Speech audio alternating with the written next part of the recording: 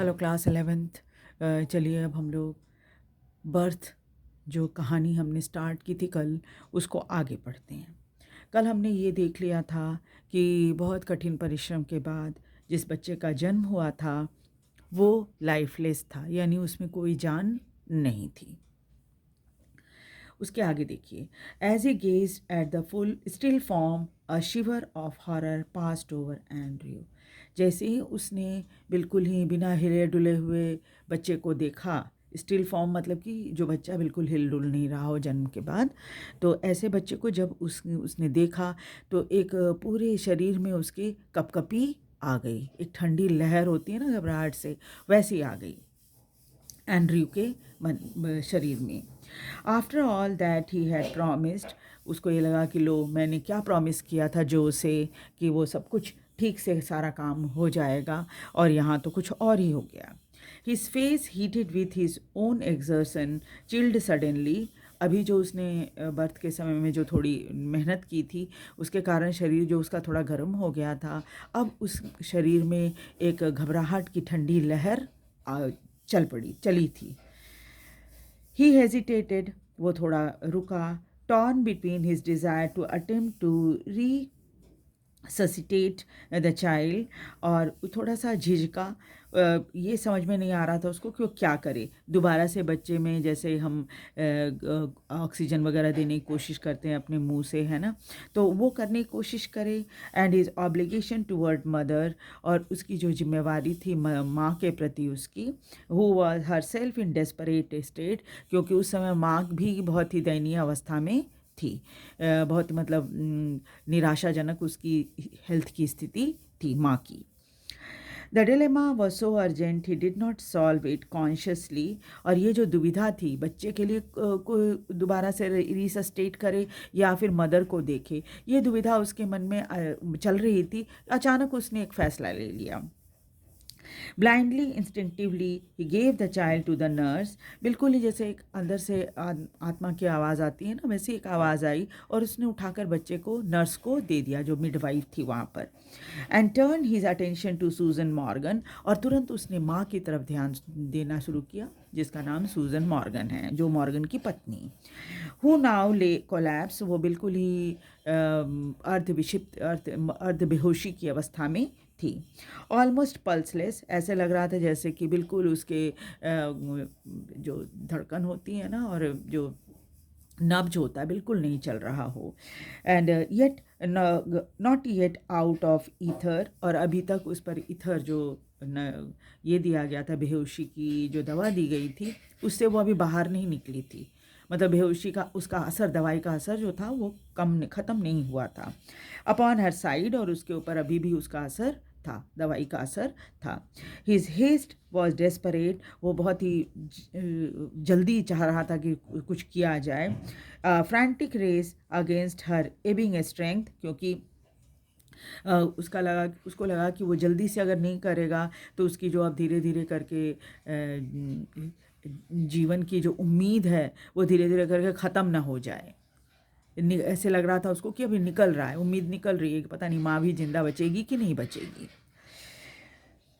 It took him only an instant to smash a glass ampule and inject a medicine. उसने कुछ ही second के अंदर क्या किया, जल्दी से एक दवाई जो होती है शीशे की, आप जानते हैं ना कि जो सिरिंज में पानी वगैरह जो के साथ दवाई जो दी जाती है, छोटा सा एम्प्यूल होता है, उसमें पानी होता है, पानी जैसा, और दवाई होती है। तो वो जल्दी से उसने क्या किया कि तुरंत एम्प्यूल तोड़ा और तोड़कर उसमें से दवाई इंजेक्शन में लिया और उसको इंजेक्शन दे दिया माँ को। Then he flung down the hypodermic syringe and worked unsparingly to restore the flaccid women. और जल्दी से उसने देने के बाद, सिरिंज से उसको इंजेक्शन देने के बाद तुरंत उसने ये देखने की कोशिश की कि क्या वो महिला जो कि बिल्कुल ही अब निर्जीव अवस्था में पड़ी हुई है, मरी तो नहीं है बट निर्जीव जैसी है, उसमें क्या हो रहा है, उस पर क्या असर पड़ रहा है। After a few minute feverish effort her heart strengthen, लेकिन उसने कुछ प्रयास के बाद देखा कि जो माँ है उसमें थोड़ी-सी उसके दिल की धड़कन थोड़ी बढ़ गई, यानी पल्स जो है वो थोड़ा ज़्यादा स्ट्रॉन्ग हो गया पहले की तुलना में। And he saw that he might safely leave her, और अब डॉक्टर साहब को लगा कि थोड़े समय के लिए मैं माँ को किनारे छोड़ सकता हूँ, अब बच्चे को देखना है कि बच्चे की हालत क्या है। ही स्वंग अराउंड, वो जल्दी से मुड़ा। In his shirt sleeves his hair sticking to his damp brow, और उसके जो पसीने से उसकी जो शर्ट की स्लीव थी, बार बार वो अपने शर्ट की स्लीव से अपने सिर को ये होता है, फोरहेड होता है, उसको पोंछ रहा था, ब्राउज वगैरह को पोंछ रहा था, थोड़ा गीला हो गया था। वेयर इज़ द चाइल्ड, उसने मिडवाइफ से पूछा कि वो बच्चा कहाँ है, क्योंकि बच्चे को तो उसने मिडवाइफ को दे दिया था। The midwife made a frantic gesture, midwife थोड़ी घबरा गई और उसने बताया कि she had placed it beneath the bed, उसने कहा कि उसको लगा कि बच्चा मरा हुआ है, तो उसने बेड के नीचे उसको रख दिया है। In a flash Andrew kneel down, एक झटके में, एक जो क्या कहते हैं, जैसे फ्लैश ऑफ लाइट होती है ना, वैसे झटके में एंड्रयू जो है घुटने के बल नीचे बैठा। Fishing amongst the sodden newspaper below the bed, bed के नीचे बहुत सारे पेपर वगैरह रखे हुए थे, उसको उसने उस बीच में, उसके बीच में वो बच्चा रखा हुआ था, उसने उसको उठाया। ही पुल्ड आउट द चाइल्ड, उसने बच्चे को खींचकर बाहर निकाला। बॉय परफेक्टली फॉर्म्ड, उसने तब पहली बार ध्यान दिया कि ये एक लड़का था और पूरी शरीर की बनावट बिल्कुल परफेक्ट थी, शरीर में कोई डिफॉर्मिटी या कमी नहीं थी। The limp warm body was white, बिल्कुल ऐसे झूल रहा था उसका शरीर, और वैसे तो थोड़ा गर्म था, मतलब बिल्कुल ठंडा शरीर नहीं था, ठंडा होने पर तो फिर अकड़ जाता है शरीर, तो ठंडा नहीं था। सॉफ्ट एज टैलो, और बिल्कुल ही सॉफ्ट, जैसे कि ये होता है ना, बिल्कुल मुलायम सा, वैसा। द कॉर्ड हेस्टिली स्लैश्ड ले लाइक अ ब्रोकन स्टेम, और अभी भी कॉर्ड जो होता है माँ के साथ, जो नेवल कॉर्ड होता है, वो अभी भी ऐसे ही जुड़ा हुआ था, वैसे ही रखा हुआ था। The skin was of lovely texture, उसने ध्यान से, स्मूथ एंड टेंडर, उसने ध्यान से बच्चे को देखा और देखा कि बच्चे का जो स्किन वगैरह है बहुत ही अच्छा है, टेक्सचर उसकी बहुत अच्छी है, बहुत ही स्मूथ है और बहुत ही नरम है, मुलायम सा है। The head lolled on the thin neck, और जब उसने उसे उठाया तो शरीर, वो जो सिर था उसका ऐसे झूल रहा था, लटक रहा था। एंड लिम सीम बोनलेस, और हाथ भी ऐसे थे, छोटे बच्चे के तो ऐसे भी जो हड्डियाँ होती हैं बहुत ही मुलायम सी होती हैं, तो ऐसे झूल रहे थे उसकी, लग रहा था जैसे कि शरीर में हड्डी ही नहीं है, ऐसा लग रहा था। स्टिल नीलिंग, अभी भी घुटने के बल एंड्रयू बैठा हुआ था।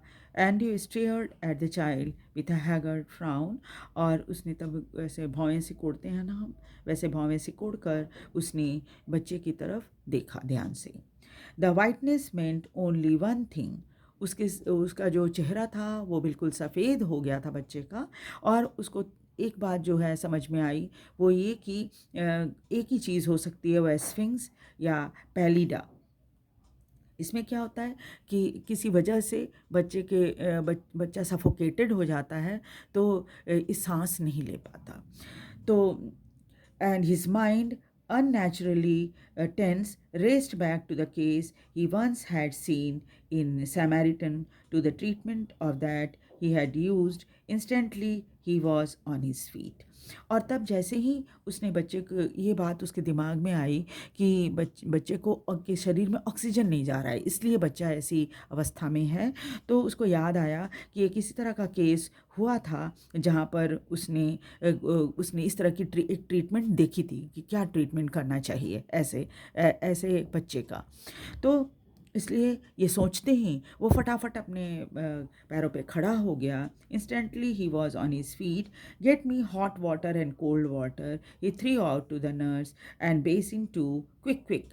तो उसने तुरंत नर्स को ऑर्डर दिया कि मुझे थोड़ा गर्म पानी और थोड़ा ठंडा पानी चाहिए, और उसके बाद उसने कहा कि एक बेसिन भी चाहिए, और जल्दी करो जल्दी करो।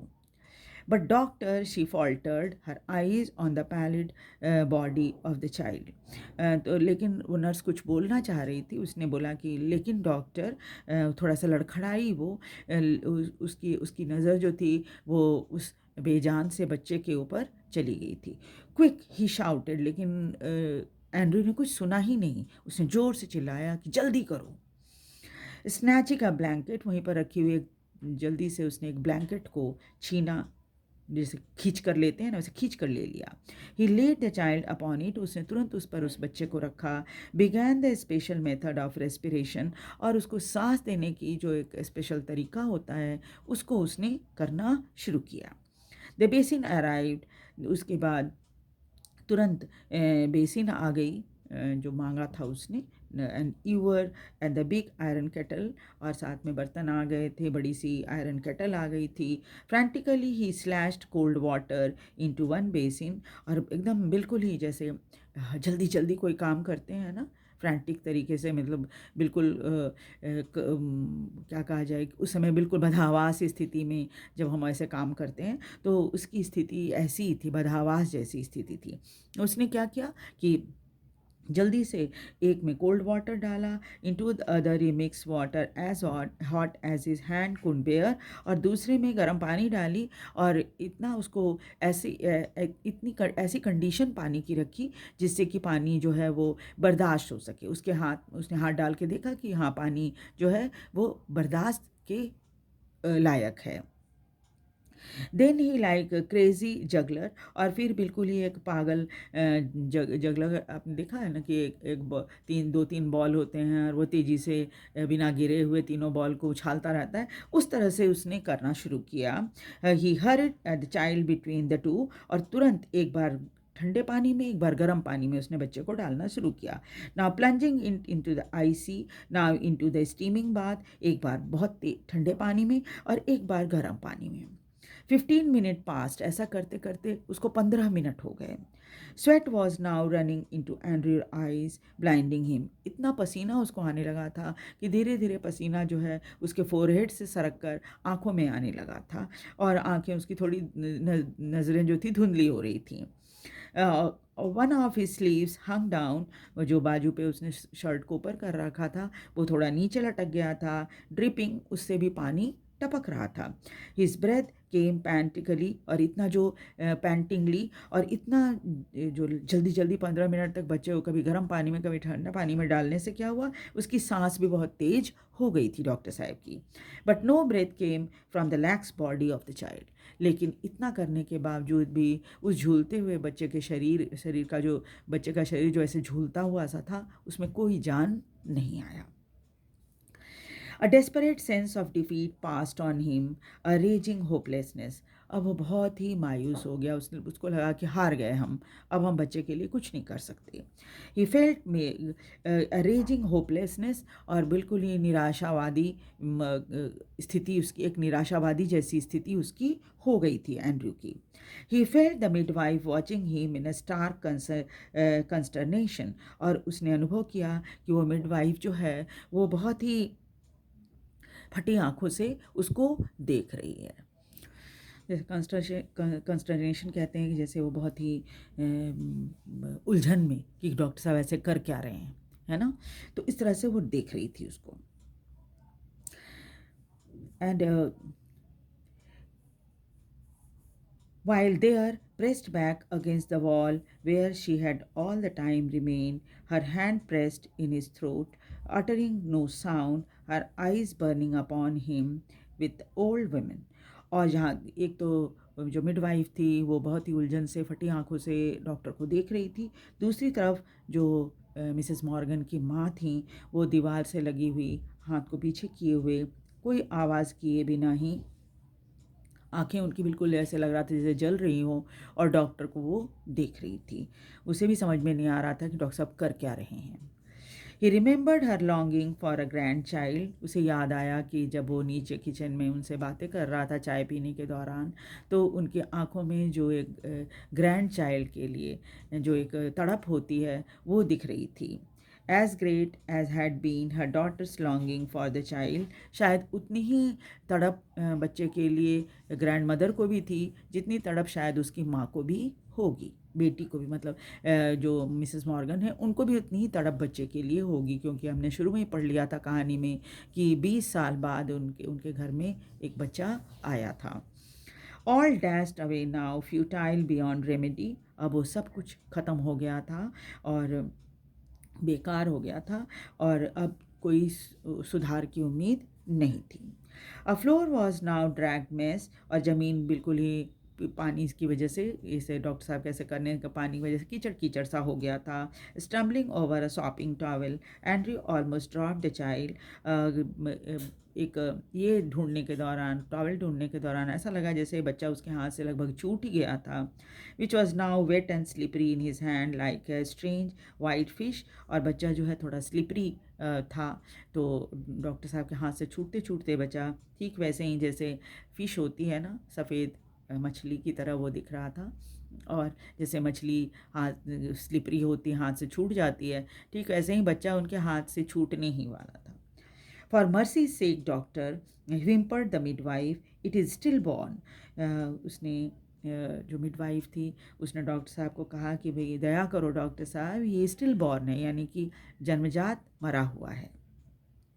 एंड्रयू डिड नॉट हर्ड हर, जैसे लगा कि एंड्रू ने उसकी आवाज़ ही ना सुनी हो। Beaten despairingly having laboured in vain for half an hour, उसे लगा कि वो हार गया, इतनी मेहनत उसने की थी और उसका कोई परिणाम नहीं आया है। आधे घंटे तक उसने बच्चे को मतलब जीवन देने की कोशिश की थी। He still persisted on the last effort, अभी भी उसके मन में चल रहा था कि एक प्रयास मैं और कर सकता हूँ बच्चे को जिलाने के लिए। Rubbing the child with a rough towel, उसने क्या किया, जो थोड़ा सा टॉवल होता है हल्का सा, बच्चे का शरीर तो बहुत ही, स्किन जो होती है बहुत ही सॉफ्ट होती है, तो उसके सामने तो टॉवल रफ ही था, उसने उसके शरीर को टॉवल से रगड़ना शुरू किया। Crushing and releasing that child nest with both his hand, और जैसे आप रिसस्टेट करते हैं ना, सीने के ऊपर हाथ रख के थोड़ा दबाते हैं, उस तरह से उसने बच्चे को करना शुरू किया। Trying to get breath into his limp body, और ये कोशिश करने लगा कि शायद ऐसे करने से चेस्ट को पर थोड़ा सा हल्का सा प्रेस डालने पर हो सकता है बच्चा फिर से सांस लेने लग जाए।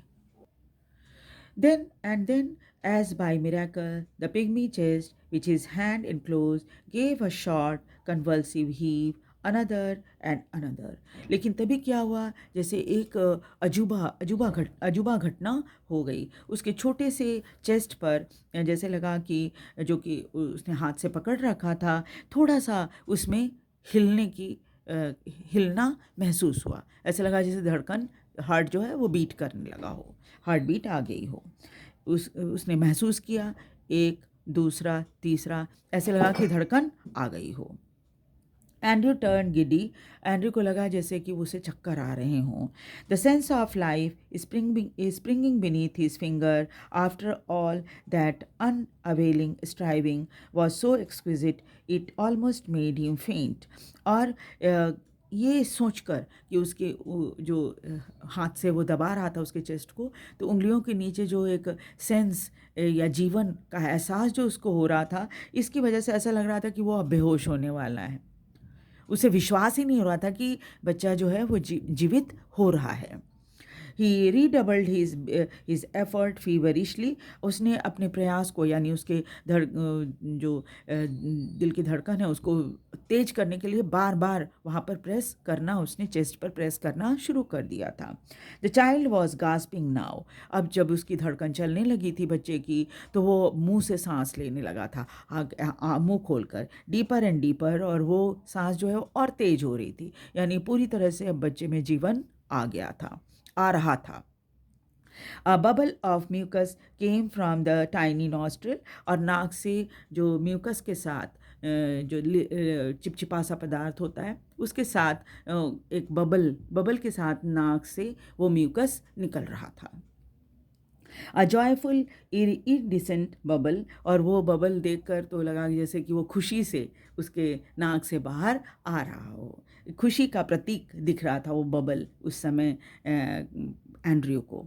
The limb were no longer boneless, अब उसे एहसास हुआ कि अब हाथ भी जो है वो बिल्कुल जैसे पहले बेजान सा दिख रहा था, लग रहा था हड्डी है ही नहीं शरीर में, अब वो उसमें भी थोड़ी जान आ गई थी। He the head no longer lay back spinelessly, अब तक तो सिर लटक रहा था नीचे, अब सिर वैसा लटका हुआ नहीं था। The blanched skin was slowly turning pink, और एक समय जो सफ़ेद बिल्कुल दिख रहा था स्किन, अब धीरे धीरे वो पिंक कलर का होने लगा था। Then exquisitely came the child's cry, और उसके बाद तो फिर बच्चे की एक तेज रोने की आवाज़ जो होती है वो आई। Dear father in heaven, the nurse sobbed hysterically, उनका है परमपिता परमेश्वर बोलते हुए नर्स जो है वो रोने लग गई। केम अलाइव, अरे ये तो जिंदा हो गया, अरे ये तो जिंदा हो गया। Andrew handed her the child, उसके बाद एंड्रयू ने उस बच्चे को उसको दे दिया। He felt weak and dazed, अभी भी वो बहुत ही ताज्जुब में था और बहुत ही कमज़ोर महसूस कर रहा था। अबाउट हिम द रूम ले in the shuddering litre, blanket, towel, basin, soiled instrument, the hypodermic syringe impaled by its point in the linoleum, the ewer knocked over, the kettle on its side in the पडल water, और पूरा कमरा जो था वो चीज सामान से बिखरा हुआ था जिसको एंड्रयू ने इस्तेमाल किया था। वहाँ पर ब्लैंकेट थे, टॉवल थे, बेसिन था, उसके गंदे इंस्ट्रूमेंट सब थे जो उसने इस्तेमाल किया था। हाइपोडर्मिक सिरिंज था जो चारों तरफ गिरा हुआ था ज़मीन पे, इसके ऊपर, दरी के ऊपर, और हाइपोडर्मिक सिरिंज जो उसने उसकी माँ को लगाया था। चारों तरफ पानी थी, केटल था, सब कुछ वैसे ही पड़ा हुआ था। Upon the huddle bed the mother still dreamed her way quietly through the anaesthetic, माँ अभी भी अर्धबेहोशी की अवस्था में थी क्योंकि एनेस्थेटिक का असर ख़त्म नहीं हुआ था। जैसे लग रहा था कि वो सपने देख रही हो, सपने में हो। The old women still stood against the wall, वो बूढ़ी महिला जो मिसेस मॉर्गन की माँ थी वो अब भी दीवार से लगी हुई खड़ी थी। But her hand were together, her lips moved without sound, she was praying, लेकिन हाथ जो था जुड़ गया था उसका, प्रार्थना कर रही थी वो। आवाज़ तो मुंह से नहीं आ रही थी उसकी कुछ भी, बट वो ज़रूर प्रार्थना कर रही थी। मैकेनिकली एंड्रयू रंग out he sleeve, pulled on his jacket, बिल्कुल मशीन की तरह उसने जल्दी से अपने बाजू को ठीक किया, कुर्ते शर्ट के स्लीव को, और अपनी जैकेट को उसने खींच के निकाला। I will fetch my bag later nurse, उसने कहा कि मैं बाद में अपना बैग लेकर जाऊंगा यहाँ से nurse. He went down stairs, वो सीढ़ियों से नीचे उतर आया, through the kitchen into the scullery, और किचन से होते हुए जहाँ पर बर्तन वगैरह साफ़ होते हैं वहाँ से निकल कर वो बाहर आया। हिज लिप्स वर ड्राई, होठ उसके सूखे हुए थे। At the scullery he took the long drink of water, और वहाँ जहाँ बर्तन रखा जाता है वहाँ पर पानी उसने ढेर सारा पानी पिया।